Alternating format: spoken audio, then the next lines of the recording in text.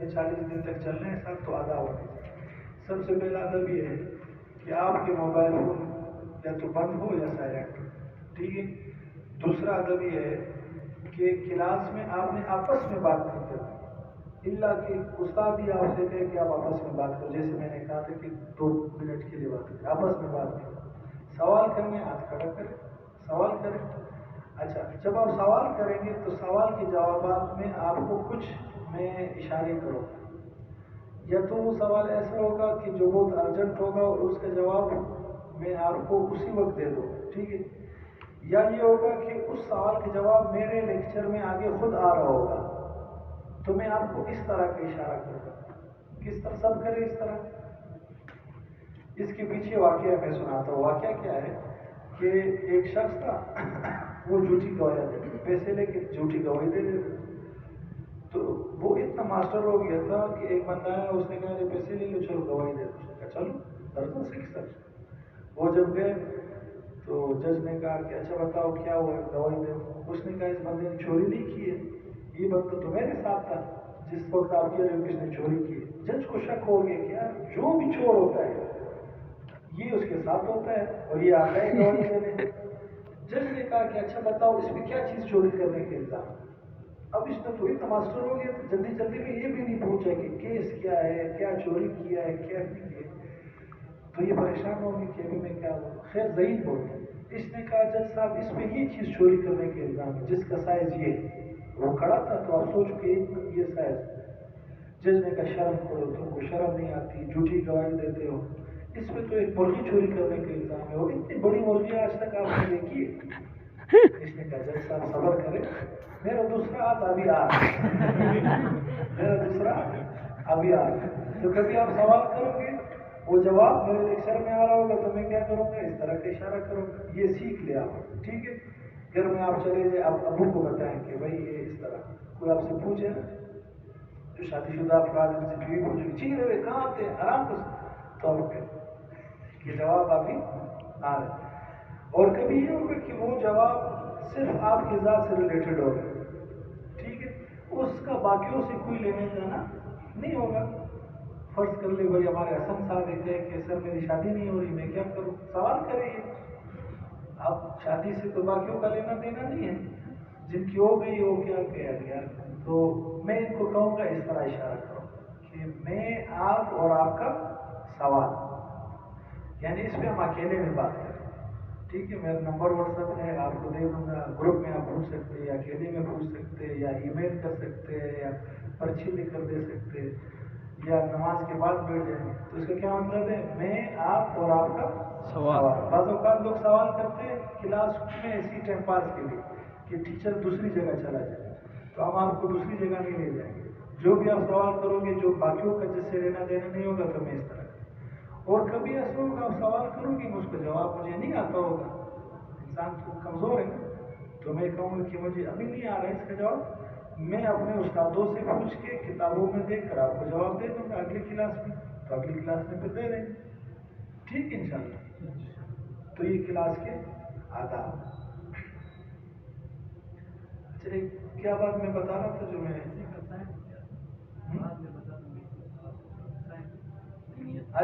بعد میں آ رہا ہے یا بعد میں بتاؤں گا. یہ ہاں, میں آپ اور آپ کا سوال آخری نہیں آتا ہے بس ہاں نہیں آتا نہ بپوری. ٹھیک ہے. اچھا کبھی ایسا ہوگا کہ مسئلے شروع ہو جائیں گے, بینچ شروع ہو جائیں گے نا, یہ بولے گا یہ مفتی صاحب بولے گا اس طرح ہے, وہ مفتی صاحب بولے گا اس طرح ہے. کیونکہ ہم جب کچھ پڑھ لیتے ہیں نا تو ہم مفتی بن جاتے ہیں.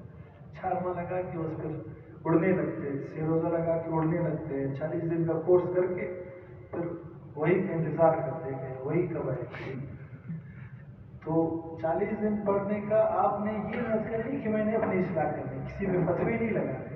اب فرض کر لو یہاں نماز کا طریقہ آپ نے سیکھ لیا, پھر لوگوں کو دیکھ رہے اچھا یہ ہاتھ ایسے اٹھاتا ہے یا ایسے اٹھاتا ہے, پھر بحث کرو. ہمارے یہاں ایک مولوی صاحب تھا, تو وہ نماز پڑھ رہا تھا, تو وہ نماز میں جو ہے ایسے نماز پڑھ رہا تھا, ایسے ایسے دیکھ رہا تھا نا. تو ہم دوست ادھر بیٹھے ہوئے تھے, تو ہمارے ایک دوست نے کہا یار یہ تو نماز میں دیکھ رہے مولوی صاحب ہیں, یار چھوڑ. ٹھیک, اس وقت ہم اسٹوڈنٹ تھے نا, میں نے کہا چھوڑ یار اس کا کام ہے. کہا کہ نہیں میں جا کر اس کو بتاؤں گا. ٹھیک ہے. اچھا مولوی صاحب آتے ہیں. السلام علیکم.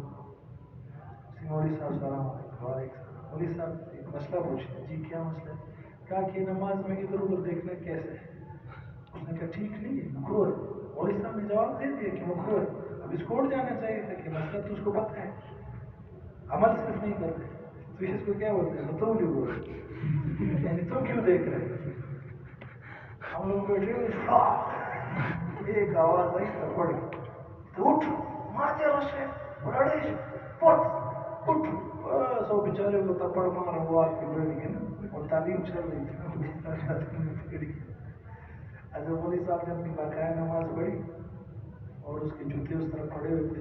گئے جوتے اٹھائے پھر جائے ایک اس کو لات سو اس کو لات مارو کر مولوی صاحب باہر چلے.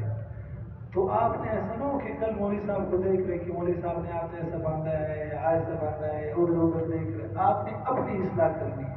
ٹھیک ہے.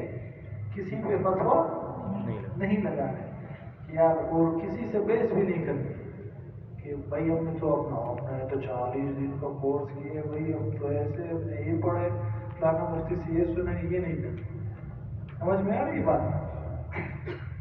اچھا ابھی کہاں سلام کرنا چاہیے اور کہاں نہیں کرنا چاہیے بتائیں, آپ لوگ بتائیں. یہ تو عام بات ہے.